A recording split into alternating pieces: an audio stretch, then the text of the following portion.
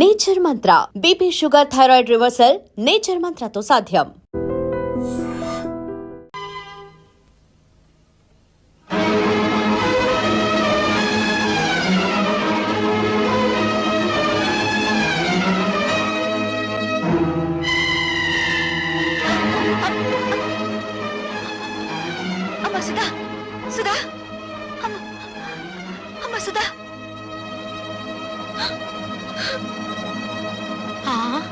కళ్ళు తిరిగి పడిపోయిందంటే బహుశా నెల తప్పిందేమో. అమ్మని మొగుడొదిలేశాడు, కూతురు చెడిపోయింది. ఆపండి! ఆ సూరిబాబు సుధమ్మని పొద్దుకూకి నాకు ఎత్తుకుపోతా ఉంటే మా ఎర్రబుజ్జి చూసింది. చెప్పవే. అవునండి, చీకటి గొంతులో ఆ బాబు ఎత్తుకుపోతుంటే నేను కళ్ళారా చూశాను. పోవే, వాళ్ళిద్దరు ఆ గదిలోకి వెళ్ళడం నా కళ్ళారా చూశాను.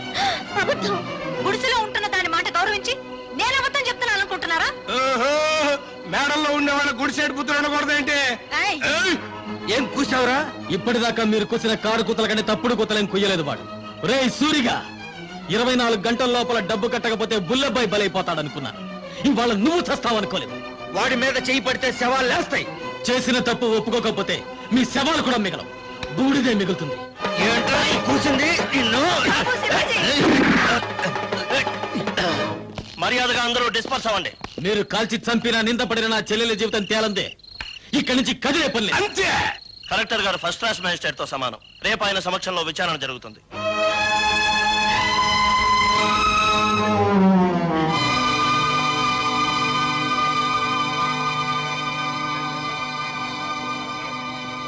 సర్పంచ్ అలా కలెక్టర్ గారికి కేసు వివరించు.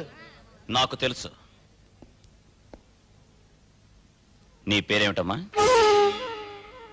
కలెక్టర్ గారు ఈ ఊరికి కొత్తగా వచ్చారు. నీ పేరు తెలీదట? చెప్పమ్మా. ఆ పిల్ల మెంటల్ కండిషన్ ఎలా ఉందో తెలుసుకోవడానికి ప్రయత్నిస్తున్నాను. మధ్యలో మీరు మాట్లాడకూడదు. నోరు మూసుకోండి కూడా చెప్పొచ్చుగా, మీరు కలెక్టర్ కదా. చెప్పమ్మా, నీ ఇష్ట ప్రకారం వెళ్ళావా? అతను బలవంతంగా తీసుకెళ్ళాడా? నాకు అతనితో పెళ్లి చేయించండి. ఇది నా ప్రశ్నకు సమాధానం కాదు. ఇంకా అర్థం కాలేదండి? నాకు ఆ కుర్రోడితో పెళ్లి చేయండి అంటే ఇష్టపడి వెళ్ళాను, అంత ఫినిష్ అని చెప్పినట్టేగా. కలెక్టర్ గారు, అందరూ కలిసి నా చెల్లెలి జీవితంతో చెలగాటమాడుతున్నారు. నా చెల్లెలికి న్యాయం జరగకుండా ఈ కర్ర దాటి వెళ్తే ఇక్కడ ఊరుండదు, వల్లకాడుంటుంది. కలెక్టర్ తో ఎలా మాట్లాడాలో ముందు తెలుసుకో. క్షమించండి కలెక్టర్ గారు, అన్నని కలెక్టర్ చేయడం కోసం వాడు చదువు మానేశాడు. మాట్లాడటం చేత కాదు. నేను చెబుతున్నాను వినండి. మీరు చదువుకున్న చదువులు మీకేం నేర్పించాయో గాని మేం నేర్చుకున్న నీతులు మాకు కొన్ని నేర్పించాయి. ఆస్తి పోతే కూలి చేసుకుని బతుకుతాం, ఆత్మాభిమానం పోతే పోతే ఇక్కడ జరిగేది ఆత్మహత్యలు కాదు, హత్యలు. భయపెడుతున్నావా? బుజ్జగించే వయసు కాదు కదా. ఆ అమ్మాయి పెళ్లి చేయమని అడుగుతోంది కదా. వాడు ఎత్తుకుపోయాడని చెప్తున్నాం కదా. సాక్ష్యం? నేను నా కళ్ళ ముందే సూరిబాబు సుధమ్మను ఎత్తుకుపోయాడు. నిన్నడగలేదు. చూసిన వాళ్ళు సాక్షి వద్దని సోహన్నాళ్ళు అడుగుతారేండి బాబు? ఏమ్మా, నువ్వే అతనితో కలిసి రూమ్ లోకి వెళ్ళావా, లేక అతను నిన్ను ఎత్తుకుపోయాడా? మా ఇద్దరికి పెళ్లి చేసండి. ఇంతకంటే ఆ పిల్ల ఏం చెబుతుందండి? విషయం అర్థం కాలా? అయినింటి ఆడపిల్లని ఇంతకంటే ప్రశ్నించడం మంచిది కాదు. కాబట్టి ఈ ఇద్దరి పెళ్లికి ఏర్పాటు చేయమని తీర్పు చెప్తున్నాను.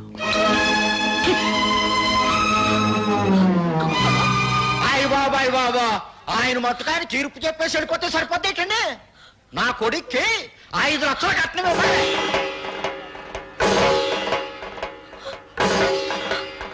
పేపర్ పాపం వాళ్ళు ఎక్కడ ఇవ్వగలరా 5 లక్షలు కట్నం? అందరూ వాటాలు వేసుకుని పెళ్లి చేద్దాం. నా వాట 10,000. లెసపలికి తల్లి చెల్లి, నా వాట 5,000. నాన్న నీ వాట? పందిరేసుకోవడానికి తాటాకులు ఇస్తాను. రండి బాబు రండి, అందరూ చందాలు ఇవ్వండి. ఈ చెడిపోయిన దానికి పెళ్లి చేద్దాం. నా సంత 30 రూపాయలు.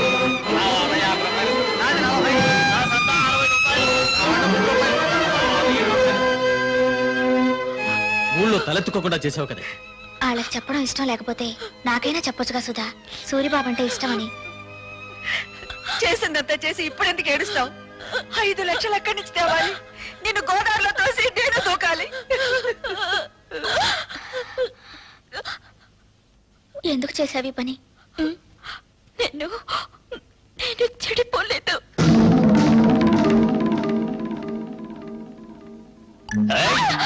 అరిచావంటే చంపేస్తా. నువ్వు అక్కడే కూర్చో, నేను ఇక్కడే కూర్చుంటాను. ఏయ్! పిచ్చి పిచ్చి వేషాలు వేసావంటే ఇక్కడే భంచిక్ బొమ్మ అనిపిస్తా. నేను ఇక్కడే కూర్చుంటాను.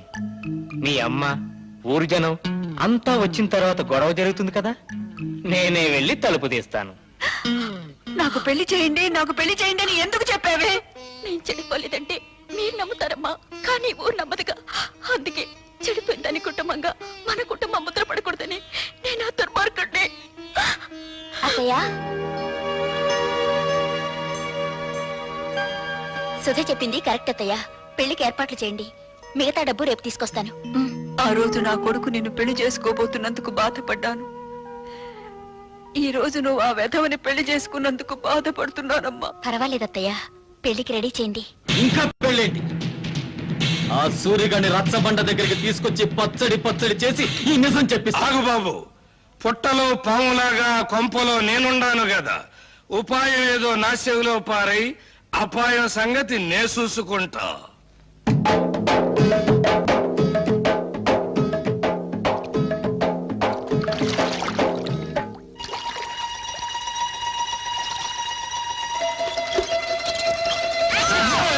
ఏంటో సచ్చినోడా, బాత్రూమ్ తలుపు తీసి అవతల పో. నాకేం తెలుసండి మీరు తలుపులు తీసుకుంటారని చేస్తున్నారని.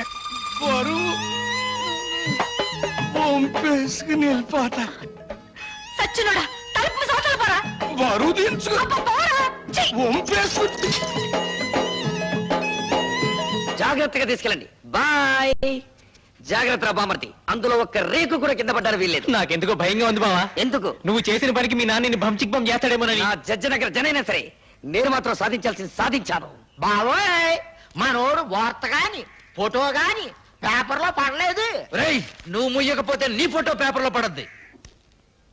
నాన్న జోగిరీలు, ఈ దండ వేసిన ఆశ్రది ఏమిట్రా ఈ పిచ్చానందం? ఏముందండి, సూర్యోదయం అయ్యే లోపల శివాజీ గారు మనోడు తలకాయ తీసుకెళ్లేదు కదా, అందుకని. నిజమే. నమస్తే నాన్న. పిచ్చి నాయన, నా కొడుకు మీద చేయి వేయడానికి వాడికి ఎన్ని గుండెలు? అవును, పోయేది నా తలకాయ కానీ నీ తలకాయ కాదుగా. అందుకే నా జాగ్రత్తలో నేనున్నాను. ఏం చేసావురా? 5,000 బస్తాల ధాన్యాన్ని ధాన్యాన్ని శివాజీకిచ్చి ఇచ్చి 5,000 బస్తాలు ఇచ్చావా? నా కొంప ముంచావా?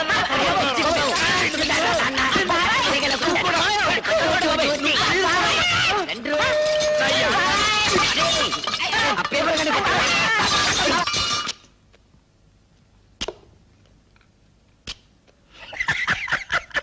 ఏమిట్రా?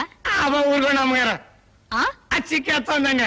ఏమిట్రోయ్, కొత్త పెళ్లి కొడుకులా అలా కులికిపోతున్నావు? బాత్రూమ్ లో మీ పేకర చూశాను కదండి, దెమ్మ తిరిగిపోయిందండి బాబు. అయ్య బాబాయ్, బాత్రూమ్ లో నేను స్నానం చేసేటప్పుడు నువ్వు చూసినట్టు ఎవరితో చెప్పకే. బాలేటూరండి, నేను ఎందుకు చూస్తాను అమ్మగారు, అత్తగారు లాంటి వాళ్ళు.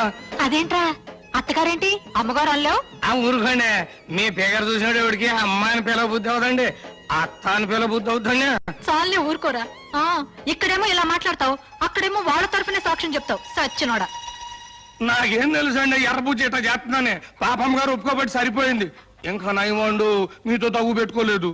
కుర్రోడైనా ఆ కలెక్టర్ భలే తీర్పిచ్చాడు కదా. ఆడో కళాసు చదివినండి, నాకేం తెలుసులండి, ముందో కళాసు లాగేసండి మీరు.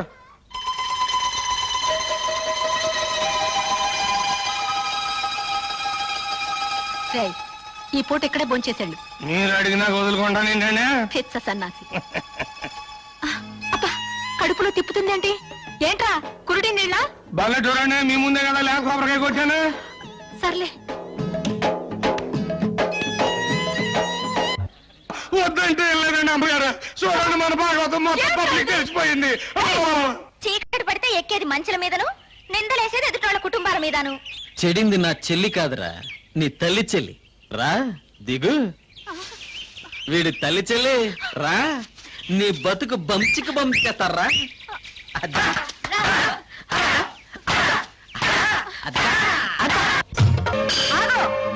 ఈ నా కొడుకు నాటకవాడి.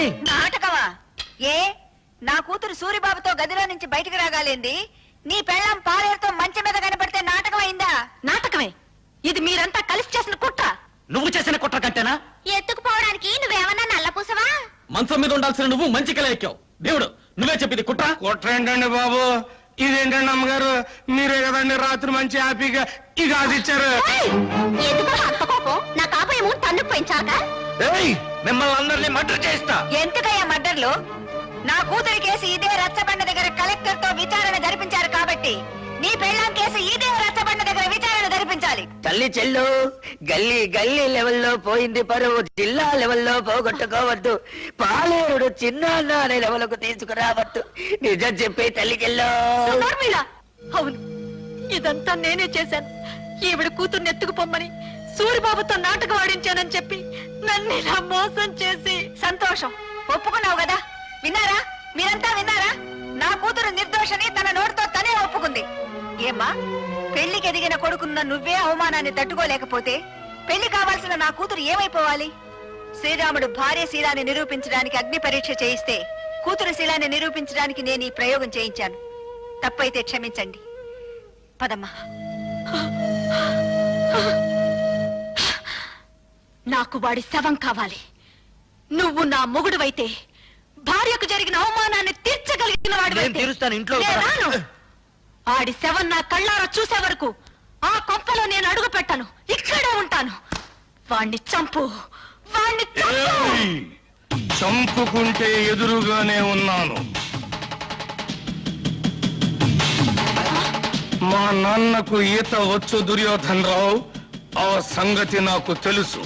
నువ్వు సాక్ష్యం లేకుండా మా నాన్నను చంపి చేపల చెరువులో పారేశావు. ఇది తెలిసి ఎందుకు ఊరుకున్నానో తెలుసా? నిన్ను సాక్ష్యం లేకుండా చంపటానికి. ఈ రోజు నుంచి నీకు నాకు బతుకు పందెం. నా చేతిలో నువ్వు చస్తావు, నీ చేతిలో నేను చస్తాను. సాక్ష్యం లేకుండా చంపాలి. ఈ పూటకు నీ పెళ్ళాం నీకు సాక్ష్యం. అందుకే చంపకుండా వెళ్ళిపోతున్నా. నాకు వాడి శవం కావాలి. వాడి శవం కావాలి. శవం కావాలి. శవం కావాలి. ఇన్నాళ్ళు తల్లి చెల్లి తల్లి చెల్లి అని నోరారా పిలుచుకుంటారు. ఇక నుంచి పిచ్చి తెల్లని పిలవాలి కాబోలు. అంటే ఏంటి? 5,000 బస్తాలు పోయినేనా పిచ్చి చూపులు? ఆ మంచం మీద పోస్ తర్వాత ఈ పరిస్థితికి వచ్చిందండి. ఆ అవమానంతో హార్ట్ అటాక్ వచ్చి వస్తుందేమోనని భయంగా ఉంది. ఆ భీముడు కావాలి. వాడి పేరు వినపడితే చాలండి ఈ టైప్ లో జరిపిస్తూ ఉంటుంది. కేసు మీరు చూసుకుంటానంటే వాడిని మర్డర్ చేయిస్తా. వద్దయ్యా, వాడు నీ పెళ్ళాంతో మంచం మీద ఉండటం ఊరు మొత్తం చూసింది. ఇలాంటి సమయంలో వాడిని ఫినిష్ చేస్తే ఊరంతా వాడిని నువ్వే చంపించావని సాక్ష్యం చెప్తుంది. మరి దాన్ని అవమాన భారం నుంచి ఎలాగైనా తప్పించడం? కిందటేడు పురుగు పట్టిందని పత్తి రాలిపోతే గుంటూరు జిల్లా రైతులు చాలా మంది ఆత్మహత్య చేసుకున్నారు, గుర్తుందా? అవును. ఆ చేలల్లో జల్లిన మందు అండర్ గ్రౌండ్ లో దాచిపెట్టా, కేసు రాకుండా. అవును. మా నూరు పంచాయతీ మీ చేతిలోనే ఉంది కదా, మరి ఇంకెందుకు ఆలస్యం? ఆ మందు ఊళ్ళో ఉన్న రైతులు మొత్తానికి బట్వాడా చేయించేయి. ఆ దెబ్బతో పత్తి రైతులంతా గుండె పగిలి చస్తారు. మావిడి గురించి మాట్లాడుకోవడం మానేసి ఆ విషయం గురించే మాట్లాడతారు.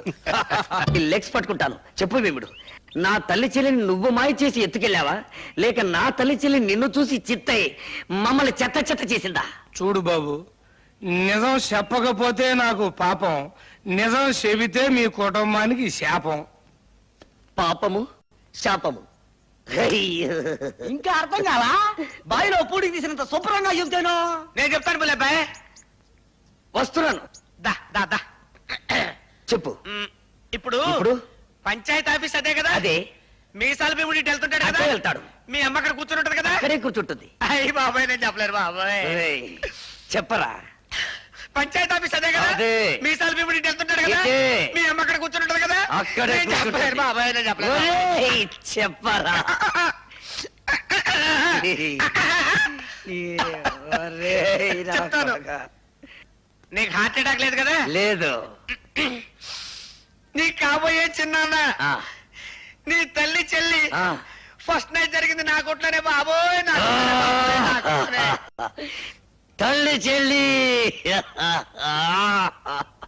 బాబోయ్ నువ్వేం బెంగెట్టుకోకు, ఆ పురుగుల మందులు అన్ని శివరావు గారి మొత్తానికి పంచి పెట్టేశాను. వాళ్ళేమో పత్తిశాల మీద జల్లేశారు. ఈవేళ రేపు పత్తి పూలు అన్ని పట్టకమని రాలిపోతాయి. ఆ విషయం పేపర్ లో పడిపోద్ది. ఊరుకో బావ, నల్లటివని చిక్ బొమ్మలు కావు, తెల్లటివని భంచిక్లు కావు. ఏమిట్రా గొడ్డలు నడుపుతున్నావు? అయ్యో నాన్న, ఏడవకుండా చెప్పు. ఇది పట్టుకో.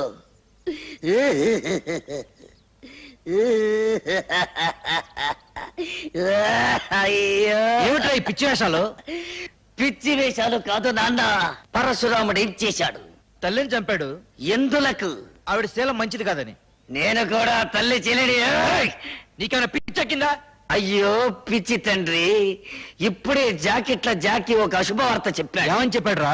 ఆ నల్ల భీముడు నా తల్లి చెల్లిని జాకెట్ల కొట్లో పెట్టి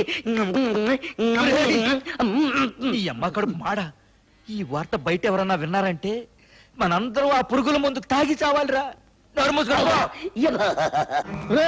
కల్తీ ముందు పత్తిపూ రాలిపోయిందిరో.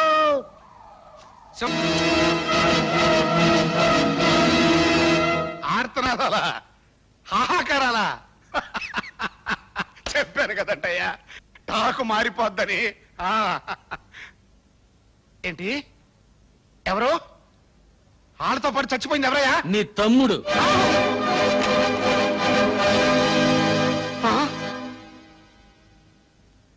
కడసారిగా నీ తోడబుట్టిన వాడి శవాన్ని నీ కంటికి చూపించడానికి తీసుకురాలేదు. హిందూ సిద్ధాంతాన్ని నమ్మిన వాళ్ళం కదా. అన్నవి నువ్వు బ్రతుకుండగా ఆయనకి తలకొరివి నేను పెట్టకూడదు. అందుకే శవాన్ని ఇక్కడికి తీసుకొచ్చాను. నిన్ను మా ఊరికి తీసుకెళ్ళచ్చు, కానీ తలకొరివి పెట్టడానికి మిగిలుండకుండా రైతులు నీ తల తరిగి పెడతారు. ముప్పావల పేళ్లతో ఎంపీ గారి తమ్ముడి శవాన్ని తగలబెడితే గొప్పే ఉంది, తప్పు కూడా. అందుకే ఎక్కడెక్కడి నుంచో తెప్పించుకున్న గంధపు చెక్కల సామానంతా ముక్కలు చేసి పేళ్లుగా మార్చి చితిని పేర్చి తగల.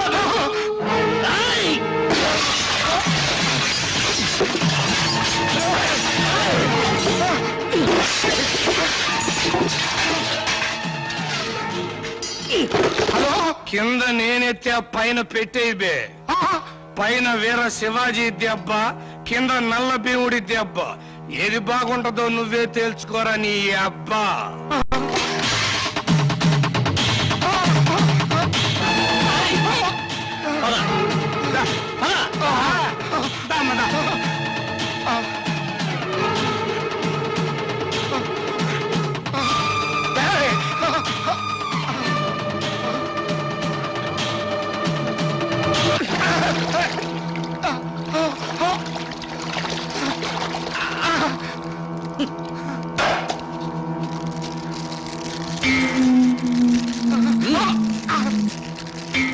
తీసుకో, అంటించు.